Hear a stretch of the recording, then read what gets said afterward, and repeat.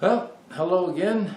We're going to start our next video. This particular one will be on how to edge glue pieces of wood together. The process that you would use to systematically prepare all of the pieces that you're going to glue together and then glue them together in such a way that you're going to get a good glue joint with no gaps. So we'll start that process by taking 3 of the boards that we use. This is the Western Red Cedar. We'll cut these up into the strips that we need and then fashion them using the techniques and principles that we've been talking about in the previous weeks. And we'll start that in just a second. Okay, now we're ready to actually start to cut. We've talked about it in previous videos. The first step, the very first thing you do every time when you're starting to cut pieces for a project is get one good edge. Now I've gotten my one good edge on these 3 pieces and I'm ready to run through the saw. I need 3-inch wide pieces to glue together. So I'm going to use another of the techniques, the one that we talked about in a previous video, where we cut oversized. So my saw is not set for 3 inches, it's set for 3 1/8. So we'll rip these at 3 1/8, and if we have any bow in the wood after we cut it, we have enough material to correct the bow and get straight sides at our final dimension of 3 inches. So we'll go ahead and cut that.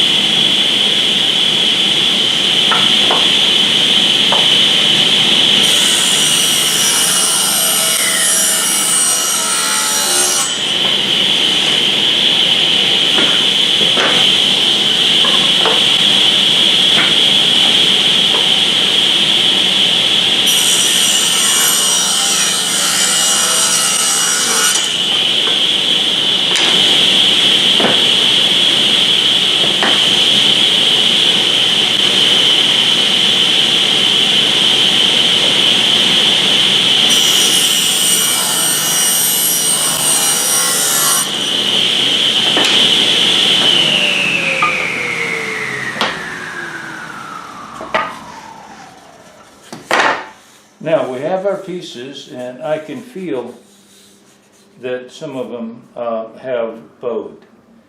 So what I'm going to do is go back to my edge sander, or you could use a joiner, either one, and we will trim this. We'll reestablish our one good edge. Then we'll come back and cut this to our final length. So we'll do that in the next segment. Okay, so we're back at the edge sander, and all we're going to do is just lightly touch all 3 edges and get them straight again.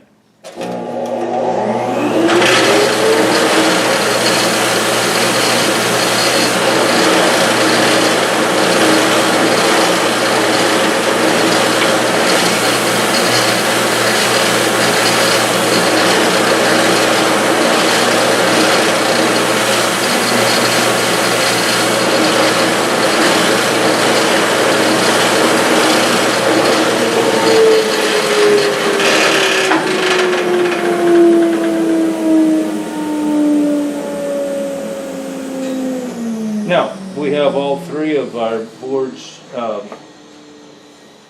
straight. Again, each one of these is perfectly flat and straight. And now we'll go back to the table saw and we'll make that final cut. Okay, now we're back at the table saw. I've set the saw up for the 3-inch, which is my final dimension. I've got my one good edge. So now when I run it through this last time, my boards will be straight and true, and both faces will be parallel.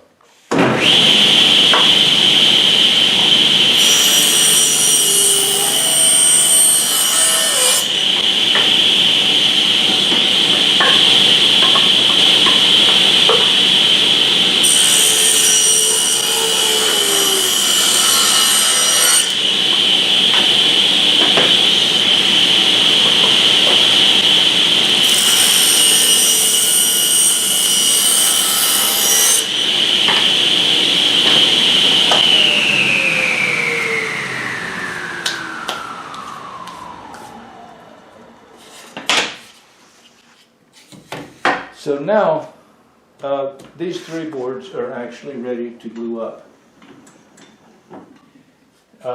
And when you're doing edge gluing, there's a lot of different things that you would want to accomplish with it. When you put these three boards together, you can see there are no gaps. So we're going to get a nice, clean, even glue joint with no gaps showing. They're over long, so they're much longer than they actually have to be. And when you're doing an edge glue, you can take a look at how it's going to look with the boards in different places. As you change the order of the boards, you will actually get a different look in the way the grain patterns are going to interact. But now we're actually ready to glue this up, and once it's glued up, then we will work on trimming the edges to the correct length that we need. Now on this side, in a couple of places, there are some knots. Now those would be on the bottom, and quite often they don't show. But they're not a real issue because this project is only about this long anyway. So this knot would be cut off. You just want to be aware of it and put them all in such a position that you're not going to have to deal with them. So,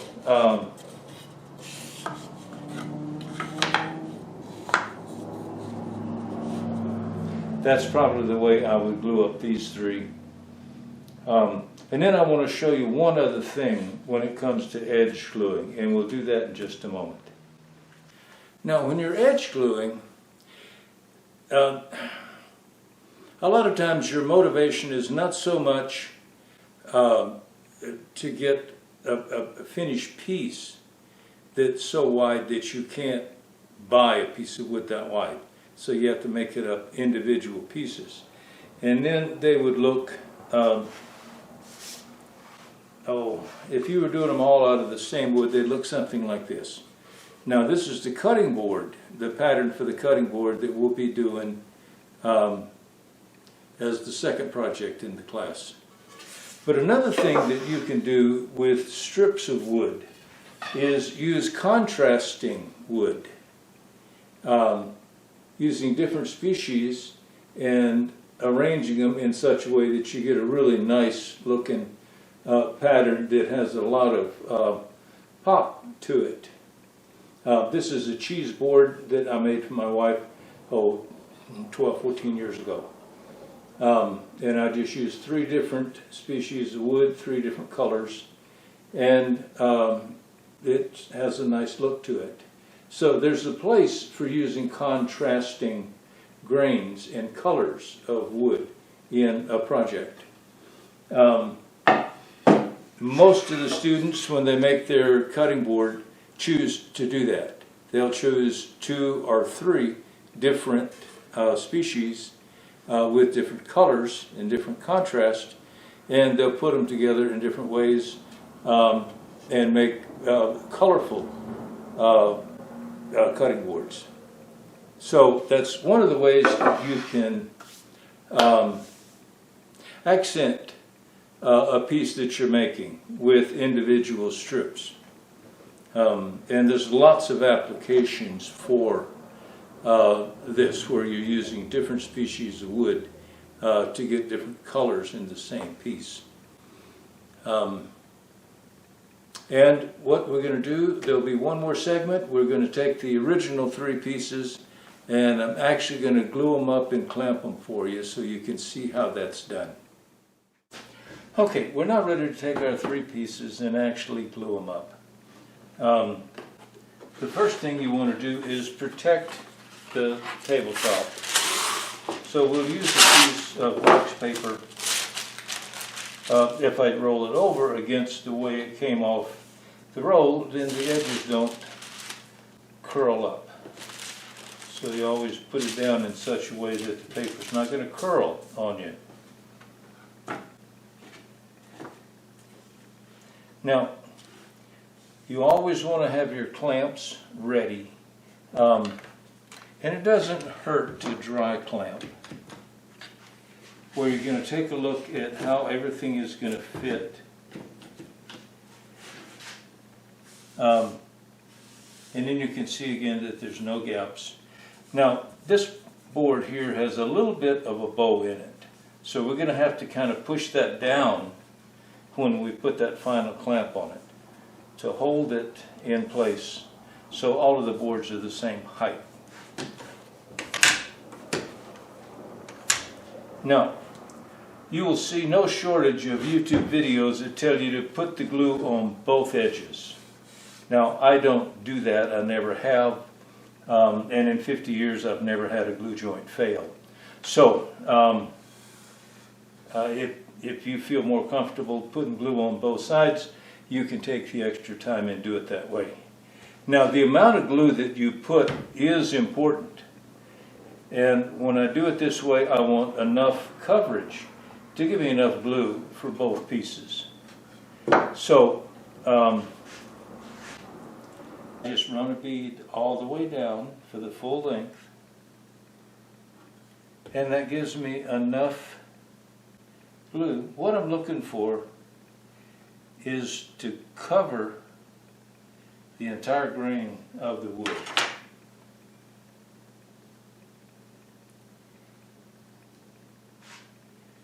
I don't want to be able to see the wood through the glue.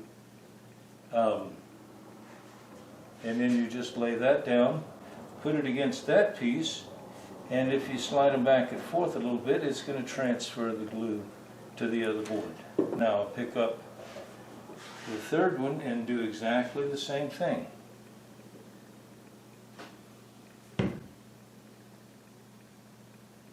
Now you want to be quick when you're applying glue. You only have a certain amount of working time.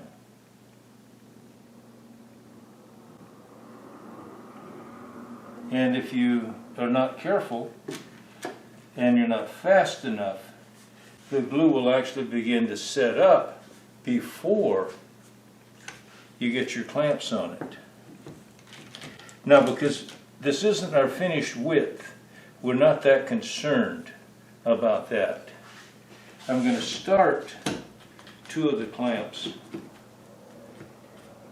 and then get things lined up. When I put the third one on, I'll hold this board down so I get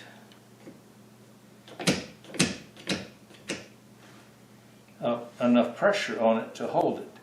Now, you can see that there's squeeze out along the entire glue line. Now that tells me that I put enough glue on it. And if I'd have put too much glue, then this squeeze out line would have been much, much bigger.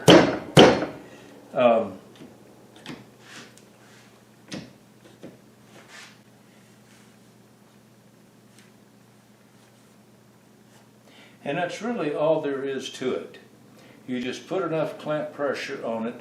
You're not trying to compress the wood fibers with the amount of pressure that you put on it. All you need is enough to hold it tight until the glue has a chance to set up. Now, once the glue is set up, if it's been done well, then the glue joint is actually stronger than the wood. When this piece completely dries, if I were to put it in a vise close to this joint and then hit this piece with a hammer and break it off, I would not break the glue joint. I would actually break the wood fibers close to it. So the glue joint is actually stronger than the wood. So you don't need a lot of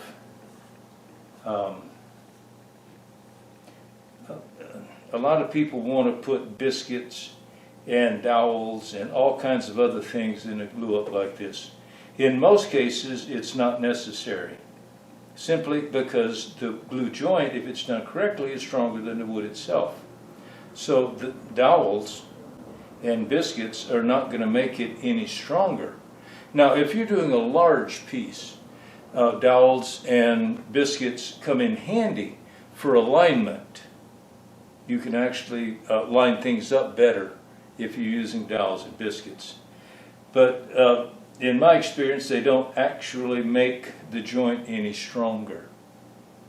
And the next thing that you always need to do is take your glue bottle and close it and clean the tip. If you leave it open and the glue dries inside here, then your nozzle doesn't work. So it's always a good idea to close it and clean it every time you're finished with it. And that's about it for gluing up edge joints. Okay, now the glue up that we did with the edge gluing has had an opportunity to dry. So we can take our clamps off.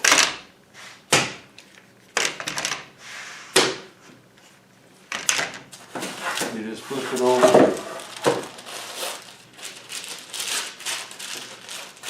and remove the wax paper. It sticks a bit sometimes, so it's hard to get off. In one piece, anyway.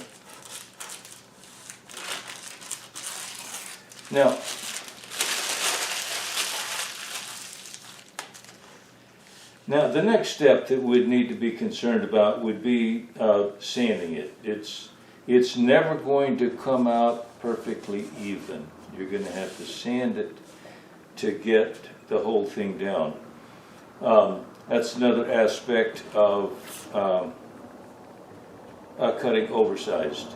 When you're establishing your thickness, if you leave it a little bit over your final thickness, then you have enough material to sand everything smooth.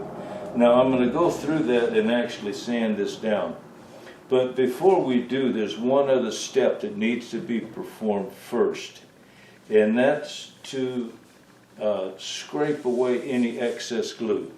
Now there's a number of different tools to do that with. This is one that I use in my shop. But there's just a number of different scrapers. And you just simply scrape away all of that excess glue. Now the reason for doing that is the glue is abrasive. And it's very hard on sandpaper. So you want to get as much of this glue off as possible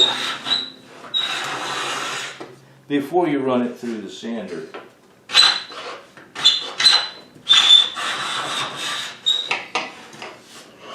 So you don't reduce the life of the sanding belts on the sander. And we'll do that in the next segment. Now, we're ready to actually start sanding the top surface of this to get it smooth all the way across. Now, the best way to do that is to use a thickness sander, and like this. It has a drum on the inside with the sandpaper on it. You set it to the correct thickness, you feed it through on a conveyor belt, and it will sand the entire thing at one time.